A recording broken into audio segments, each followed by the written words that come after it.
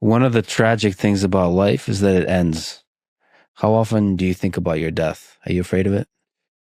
And I have a friend who's very, very successful, and he's in his 80s, mid 80s, and he asked me that exact same question. I turned it around. I said, well, what about you? He said, I think about it every minute of every day. And then a week later, he called me to tell me something. And he starts off the conversation by going, tick tock, tick tock. Yeah. This is a dark person, in a sense, but it is what it is. I mean, if you're religious, you have, I think, a better feeling toward it. You're supposed to go to heaven, ideally not hell, but you're supposed to go to heaven if you're good. I think our country's missing a lot of religion. I think it really was a much better place with religion. It was almost a guide, to a certain extent it was a guide.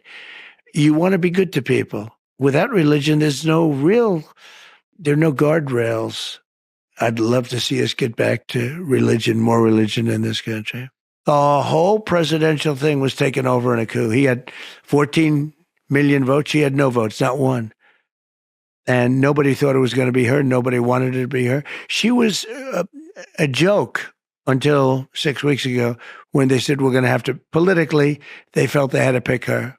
2 days ago, I went to Arlington at the request of people that lost their children and lost a child because of Biden and because of Kamala, just as though they had the gun in their hand because it was so badly handled.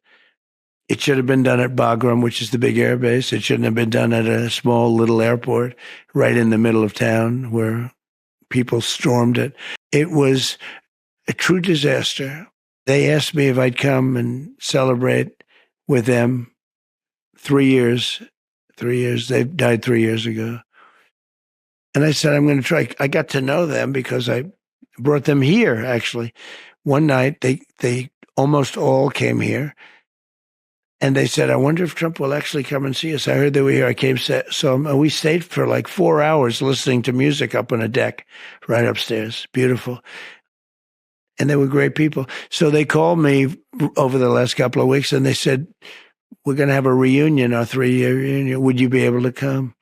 And it was very hard for me to do it logistically, but I said, I'll get it done. And I got there. And we had a beautiful time. I didn't run away. I didn't just walk in, shake hands, and walk out like people do. And I wasn't looking at my watch like Joe Biden does. And it was amazing. So I did it for them. I didn't do it for me. Afghanistan was, in my opinion, the most embarrassing thing that's ever happened to our country. And because of that, I think Putin went in. When he saw how stupid we were, Putin went in. But it was the most embarrassing moment in the history of our country. I really believe that. But, we left 13 dead soldiers. Think of it, 13 dead soldiers, many soldiers horrifically hurt with arms and legs and everything else gone. We left hostages behind. We left Americans behind. We left military equipment, the likes of which nobody's ever left behind before. Billions and billions of dollars of equipment. They're now selling the equipment. They're one of the largest arms dealers in the world. And very sad, very sad. And we were there for a long time. I was going to get out. We were getting ready to get out. Then we got interrupted by the election. But we would have been out with dignity and strength. We were having very little problem with the Taliban when I was there because they knew it was going to be tough. I dealt with Abdul. Abdul was the leader.